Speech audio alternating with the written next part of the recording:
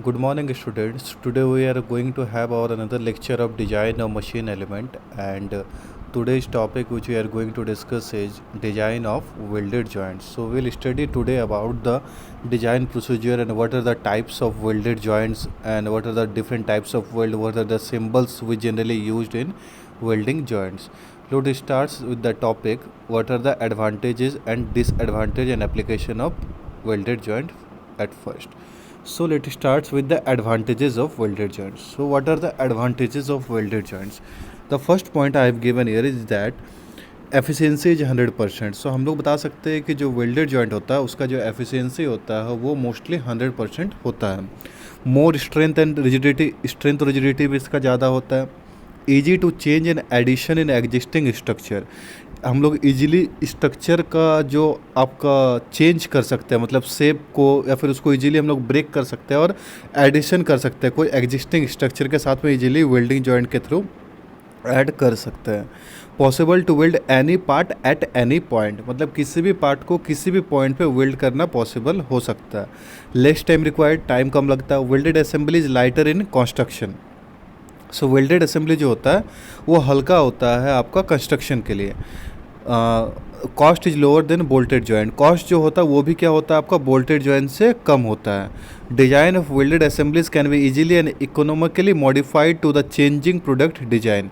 जो welded assemblies का जो आपका कैन बी इजीली मतलब जो डिजाइन होता है या मॉडिफिकेशन होता है डिजाइन पर्सपेक्टिव के नज़र से, तो वो भी बहुत ज़्यादा इकोनॉमिकली होता है, मतलब बहुत ज़्यादा कॉस्ट इफेक्टिव होता है.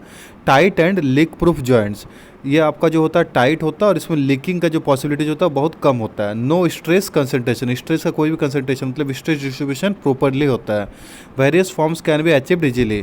अलग अलग टाइप का फॉर्म्स हम लोग इजीली वेल्डिंग जॉइंट के मदद से हम लोग वेल्ड कर सकते हैं. नेक्स्ट आता है हम लोग कुछ डिसएडवांटेजेस भी है वेल्डेड जॉइंट्स का, तो उस चीज़ के बारे में भी हम लोग जानेंगे. तो उसका क्या क्या पॉइंट्स है. Due to heating joint members are distorted and stresses may be developed. Heating की वजह से क्या होता है जो जॉइंट मेंबर्स होता है वो डिस्टॉर्टेड हो सकता है, मतलब वो आपका कुछ ज़्यादा ही हीट हो जाएगा और स्ट्रेसेस डेवलप हो जाएगा, जिसके वजह से इंटरनली उसका पार्ट जो है आपका उसमें स्ट्रेस डिस्ट्रीब्यूशन वेरिएट हो जाएगा. दूसरा है हाई स्किल लेबर से रिक्वायर्ड. ऑब्वियसली वेल्डिंग करने के लिए आपको हाई स्किल लेबर चाहिए. That means who is gone through और who known the procedure of welding, that person will only do the welding joints. That means इसके लिए आपको स्किल लेबर चाहिए. कोई भी वेल्डिंग जॉइंट नहीं कर सकता है बिकॉज इसमें आपका बहुत सारा रिस्क फैक्टर भी होता है. वेरी डिफिकल्ट टू इंस्पेक्ट करना थोड़ा डिफिकल्ट होता है वेल्डिंग जॉइंट में. Can not be use for dissimilar metals. Dissimilar metals के लिए हम लोग वेल्डिंग जॉइंट इस्तेमाल नहीं कर सकते हैं. Poor in damping out the vibration. Vibration से जो डैम्प को हम लोग को आउट करने के लिए इसमें उतना इफेक्टिव नहीं होता है, डैम्प आउट नहीं होता है इसके मदद से. नेक्स्ट एप्लीकेशन क्या, मतलब कहाँ कहाँ हम लोग वेल्डिंग जॉइंट का इस्तेमाल करते हैं. तो welding is used extensively as an alternate method of casting and forging and as replacement of bolted and riveted joint. मतलब कास्टिंग और फोर्जिंग में हम लोग मोस्टली वेल्डिंग का इस्तेमाल करते हैं, जहाँ से अभी फ़िलहाल के लिए आपका या फिर इन मॉडर्न टाइम्स बोल्टेड और रिवेटेड जॉइंट जो है उसका इस्तेमाल वहाँ से बिल्कुल ही आपका ऑब्सोलीट कर दिया गया है. It is also use as repair medium. इसका यूज जो होता है वो रिपेयर मीडियम के लिए यूज किया जाता है. Welded steel structure like bridges, industrial sets, towers, crane and material handling equipments. आपका ये सारा चीज़ जैसे कि ब्रिज वगैरह, इंडस्ट्रियल सेट वगैरह बनाने में, टावर्स, क्रेन ये सब बनाने में भी वेल्डिंग स्टील का बनाया जाता है. Solid beams and frame beams under dynamic load. Solid beam हो या फिर फ्रेम बीम हो उसको भी बनाने के लिए हम लोग वेल्डिंग जॉइंट का इस्तेमाल करते हैं. Pressure vessels like unfired pressure vessels such as storage tank, reservoirs, process equipment in chemical, paper and sugar industries, fire pressure vessel such as boilers and furnaces. तो ये सारे जो आपका टर्म्स है टैंक, रिजर्वेयर, ये सारे जगहों पे भी हम लोग का वेल्डिंग जॉइंट की मदद से ही सबको बनाते हैं. Machine components like fly wheels, gear, jigs and fixture, machine structures, automobile chassis, ये सारे जो पार्ट्स है इस सारे का मैन्युफैक्चरिंग में वेल्डिंग जॉइंट का इस्तेमाल किया जाता है. तो मतलब वेल्डिंग जॉइंट का जो एप्लीकेशन है वो वाइड वैरायटी में फैला हुआ है. अब एक पॉइंट है advantages of welded joint over threaded and riveted joint. Threaded joint और रिवेटेड जॉइंट की अपेक्षा वेल्डेड जॉइंट किस किस मामले में ज़्यादा बेटर है. तो सबसे पहला पॉइंट है जो परमानेंट जॉइंट होता है ये. दूसरा होता है इसका लाइफ जो होता है वो लॉन्गर होता है. तीसरा होता है ये रिलायबिलिटी भी इसका ज़्यादा. तो ये 3 पॉइंट जो होता है ये दोनों बाकी दोनों जॉइंट से इसको बेटर बनाता है, ये 3 पॉइंट के मदद से. नेक्स्ट आते हैं हम लोग क्लासिफिकेशन पे। तो क्लासिफिकेशन क्या क्या है आपका, वेल्डेड जॉइंट को मेनली आपका 3 टाइप में डिवाइड किया गया। सबसे पहला हो गया आपका बट जॉइंट, दूसरा हो गया आपका फिलेट और लैप जॉइंट, और तीसरा हो गया फिलेट और लैप वेल्ड बोलो या फिर जॉइंट वेल्डेड जॉइंट बोलो, ये तीसरा हो गया अदर वेल्डेड जॉइंट। तो बट जो है बट वेल्ड को हम लोग और 5 टाइप में डिवाइड किए, जैसे कि स्क्वायर बट, सिंगल भी but, double V but, single you but, double U but. उसी प्रकार से फिलेट और लैप वेल्ड को भी 3 टाइप में डिवाइड किया गया, parallel fillet weld, single transverse fillet weld, double transverse fillet weld. उसी प्रकार से अदर वेल्डेड जॉइंट को भी 3 टाइप में डिवाइड किया गया, corner weld, edge weld and T weld. तो ये मेनली जो आपका है वेल्डेड जॉइंट का ओवरऑल क्लासिफिकेशन है। हम लोग एक एक क्लासिफिकेशन जो है आपका स्क्वायर बट क्या होता है इस सब के बारे में अभी स्टडी करेंगे।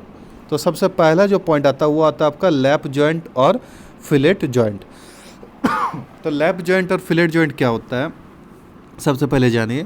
तो जॉइंट बिटवीन 2 ओवरलैपिंग कंपोनेंट्स, अगर 2 ओवरलैपिंग कंपोनेंट्स के बीच में अगर हम लोग जॉइंट करते हैं तो that joint is known as lap joint, या फिर उसको हम लोग बोलेंगे फिलेट जॉइंट। इसमें लिखा हुआ कंसिस्ट ऑफ फिलेट वेल्ड, ये फिलेट वेल्ड से कंसिस्ट होता है, मतलब इसमें फिलेट वेल्ड होता है। Fillet weld means filling material, simply fillet weld का मतलब वही है। Fillet weld having triangular cross section joining 2 surfaces at right angle to each other. इसमें क्या होता है फिलेट वेल्ड जिसमें ट्राइंगुलर क्रॉस सेक्शन होता है और जो आपका 2 सर्फेसेस को क्या करता है राइट एंगल में जॉइंट करता है। Classified into 2 types such as parallel fillet weld and transverse fillet weld based on the relative position of load axis with respect to fillet axis. मतलब इसको 2 केस में मेनली डिवाइड किया गया है, parallel fillet weld में और transfer fillet weld में। और किस प्रकार से डिवाइड किया गया है, क्योंकि इसका लोड एक्सिस का फिलेट एक्सिस के रेस्पेक्ट में क्या पोजीशन है उसके अकॉर्डिंगली इसको 2 पार्ट में डिवाइड किया गया है। तो आप लोग यहाँ पर देख सकते हो पहला फिगर जो है पैरेलल फिलेट वेल्ड का है, दूसरा जो है आपका सिंगल ट्रांसवर्स वेल्ड का, तीसरा डबल ट्रांसवर्स फिलेट वेल्ड का है। तो आप जब इसमें देख सकते हो फिगर में, तो यहाँ पे देखो हम डेफिनेशन लिखे हैं और डेफिनेशन के साथ हम फिगर में समझा देंगे कैसे आप लोग क्लासीफाई करोगे। तो सबसे पहला जो आपका है पैरेलल फिलेट वेल्ड, उसमें क्या है, if the load axis is parallel to the axis of fillet is known as parallel fillet weld. अगर आपका लोड एक्सिस जो है वो पैरेलल होगा किससे, आपका एक्सिस ऑफ द फिलेट से। मतलब देख लो आपका ये जो डब्ल्यू क्या है ये आपका लोड एक्सिस है, और जो आपका ये जो शेडेड पोर्शन है ये क्या हो गया आपका फिलेट एक्सिस का, एक्सिस का जो हो गया डायरेक्शन हो गया। तो ये दोनों क्या एक दूसरे के पैरेलल है सिंस, तो इसीलिए हम लोग इसको क्या बोलते हैं पैरेलल फिलेट वेल्ड। मतलब जो फिलेट एक्सिस का डायरेक्शन और जो लोड का है दोनों ही अगर पैरेलल ही होगा, मतलब एक ही एक्सिस में लाई करेगा, then that is known as parallel fillet weld. दूसरा क्या है ट्रांसवर्स फिलेट वेल्ड। तो ये क्या बताता है आपको, if the load axis is perpendicular to the axis of the fillet is known as transverse fillet weld. अगर मान लीजिए लोड एक्सिस जो है वो परपेंडिकुलर होगा एक्सिस ऑफ फिलेट से, तो आप यहाँ से देख सकते हो ये जो है आपका एक्सिस है फिलेट का, और ये जो लोड है इस पर 90 डिग्री एंगल बना के रखा है। तो ये चूंकि 90 डिग्री का एंगल बना रहा है एक दूसरे देख लो आप, ये हो गया एक्सिस आपका फिलेट का और ये है आपका लोड का, ये एक दूसरे के साथ 90 डिग्री का एंगल बना रहा। तो ये 90 डिग्री का जो एंगल बना रहा है, तो since it is not in a same axis rather acting at an perpendicular to each other, so that's why this is known as transfer fillet weld. That means अगर लोड एक्सिस और fillet axis same होगा, आपका एक ही axis में lie करेगा या फिर parallelly act करेगा तो वो पैरेलल फिलेट वेल्ड होगा। अगर वो 90 डिग्री में रहेगा तो उसको हम लोग क्या बोलेंगे ट्रांसवर्स फिलेट वेल्ड। तो ये हो गया आपका मेनली लैप जॉइंट या फिर फिलेट जॉइंट के बारे में। अब हम लोग डिस्कस करेंगे बट जॉइंट के बारे में। तो बट जॉइंट क्या होता है, बट वेल्ड जो obtained by placing plates to be joined side by side with their edges nearly touching each other. That means इसमें ओवरलैप नहीं होता है। 2 मटेरियल जिसको हम लोग को वेल्ड करना पड़ता है या फिर जॉइंट करना है, वो दोनों को एक दूसरे के कांटेक्ट में लाया जाता है और उसका एजेस को सिर्फ आपका क्या किया जाता है टच किया जाता है, और फिर उसमें हम लोग वेल्डिंग मटेरियल या फिर फिलर मटेरियल के द्वारा उसको वेल्ड करते हैं। तो इस प्रकार का आपका जॉइंट को हम लोग क्या बोलते हैं बट जॉइंट बोलते हैं। The gap is maintain by the edges of filler material. वही बोले जो गैप होता है उसको किससे मेंटेन किया जाता है, फिलर मटेरियल के द्वारा मेंटेन किया जाता है। मेनली हम पहले आपको बताया कि जो बट जॉइंट होता है कितना टाइप का होता है। देखिए ये जो शेप है ये हो गया आपका स्क्वायर, इस प्रकार का दिखता है। ये सिंगल भी बट जॉइंट होता है, भी के बीच का जो एंगल होगा वो 60 डिग्री होता है। ये हो गया सिंगल यू बट जॉइंट हो गया, ये डबल भी बट जॉइंट हो गया और ये डबल यू बट जॉइंट होता है। इस प्रकार का शेप्स जो होता है वो दिखता है आपका अलग अलग बट जॉइंट का क्लासिफिकेशन में। अब अलग अलग जो आपका सिंगल भी स्क्वायर ये सब क्या क्या होता है इसके बारे में भी हम लोग आगे डिफाइन किए, तो आप यहाँ देख सकते हैं। जैसा सबसे पहला आपका स्क्वायर बट जॉइंट। तो स्क्वायर बट जॉइंट क्या होता है? If the thickness of the plates is less than 5 millimetre, अगर आपका थिकनेस जो होगा प्लेट का वो 5 मिलीमीटर से कम होगा, then the edge of the plates do not require bevelling, मतलब उसका जो प्लेट होता है उसको बेबलिंग का रिक्वायरमेंट नहीं पड़ता। तो बेबलिंग क्या होता है यहाँ पे? तो बेबलिंग का मतलब ये होता है आपका कि जो आपका स्लोप, जैसे कि आप लोग जब भी कोई पार्ट को वेल्ड करते हो तो जो एजेज पोर्शन रहता है वो मोस्टली स्लोपी एरिया में रहना चाहिए, ताकि वो आपका एक फिलेट बना रहे, ताकि उसको हम लोग को ऐड करने या जॉइंट करने में आसानी हो। तो अगर मान लीजिए कोई भी आपका वेल्डिंग में थिकनेस जो होगा वो 5 मिलीमीटर से कम होगा और उसका एज को बेबलिंग करने का मतलब स्लोपिंग बनाने का कोई ज़रूरत नहीं है। Hence the joint used is known as square butt joint. इस प्रकार का जो वेल्ड होगा इसको हम लोग क्या बोलेंगे? Square butt weld. दूसरा आता है आपका सिंगल भी बट वेल्ड और सिंगल यू बट वेल्ड, दोनों एक ही टाइप का डेफिनेशन में आ सकता है। That means if the thickness of the plate is in between 5 millimetre and 12.5 millimetre, मतलब जो थिकनेस होगा वो 5 से लेकर 12.5 मिलीमीटर के बीच में होगा। एंड द एजेज आर बेवल्ड, और उसका एजेज को इस प्रकार से स्लोप किया गया है कि टू भी और यू ग्रुप अकॉर्डिंगली सिंगल भी बट और सिंगल यू, मतलब अगर भी अगर बट वेल्ड होगा तो उसका जो ग्रुप्स होगा उसको हम लोग भी शेप पे आपका बेवलिंग करेंगे, और अगर वो single you butt joint weld होगा तो उसका जो हम लोग ग्रुप है उसको यू शेप में हम लोग उसको ग्रुप करेंगे। और एक कंडीशन के अंदर थिकनेस जो होना चाहिए वो 5 से लेके 12.5 मिलीमीटर तक के बीच में होना चाहिए। तीसरा जो आता है आपका वो है क्या? सिंगल भी बट वेल्ड और सिंगल यू बट वेल्ड। तो इसको क्या बोलते हैं? The thickness of the plate is more than 12.5 millimetre, मतलब अगर थिकनेस आपका 12.5 मिलीमीटर से भी ज़्यादा होता है तो फिर क्या केस होगा? Then it is necessary to bevel and weld the plates from both sides. In such cases double V butt और double U butt welds are used. ऐसा केसेस में हम लोग क्या करते हैं? डबल भी भट या फिर डबल यू वेल्ड्स का इस्तेमाल करते हैं। दैट मीन्स आपका अगर थिकनेस 12.5 मिलीमीटर से ज़्यादा हो और हमारा क्या हो सकता है? It is necessary to bevel and weld, दोनों ही एंड से हम लोग को बेवलिंग और वेल्डिंग करना पड़े, अगर दोनों ही प्लेट का एंड से, तो फिर उस प्रकार का हम लोग वेल्डिंग को क्या बोलते हैं? सिंगल भी बट वेल्ड या फिर सिंगल यू बट वेल्ड। तो ये मेनली क्लासिफिकेशन हो गया बट वेल्ड का। तीसरा हम बताए थे कि अदर वेल्डेड जॉइंट जो होता है वो क्या होता है? देखो यहाँ पे एक होता है आपका कॉर्नर वेल्ड, इस प्रकार का अगर हम लोग वेल्डिंग करेंगे ये आकार होगा, उसका जो शेप बनेगा। ये हो गया एच वेल्ड का और ये हो गया आपका टी वेल्ड का। तो इस प्रकार का वेल्डिंग होगा, तो इस प्रकार से तीनों को हम अलग अलग नाम से डिवाइड करते हैं। अब आते हैं हम लोग assumption made in design of welded joints. क्या क्या एजम्पशन हम लोग को करना रहता है वेल्डिंग जॉइंट के डिजाइंस के पर्सपेक्टिव में? तो क्या है? The load distributed uniformly along the entire length of weld. जो लोड होगा वो यूनिफॉर्मली डिस्ट्रीब्यूटेड होना चाहिए आपका, जितना हम लोग लेंथ में वेल्डिंग करेंगे वो पूरा ओवरऑल लेंथ के अकॉर्डिंग। दूसरा क्या है? The stress is spread over the effective section uniformly. जो स्ट्रेस होगा वो सेक्शन में यूनिफॉर्मली स्प्रेड रहेगा, मतलब स्ट्रेस भी आपका क्या होना चाहिए? यूनिफॉर्म होना चाहिए। तीसरा क्या है? Suitable stress concentration factors and factors of safety are employed to account for the unknown factors like change in physical properties due to high rate of cooling, thermal stresses in weld, homogeneity of weld metal. मतलब क्या होता है आपका कि stress concentration factor या फिर factor of safety को भी एम्प्लॉय किया जाता है, ताकि वो आपका फिजिकल स्टेट, थर्मल स्टेट और होमोजेनिटी के बारे में आपका कंसिडरेशन फैक्टर्स को अकाउंट कर सके। चौथा क्या है? Proper type of welded joint is used. So proper type of welded joint हमेशा हम लोग को इस्तेमाल करना चाहिए।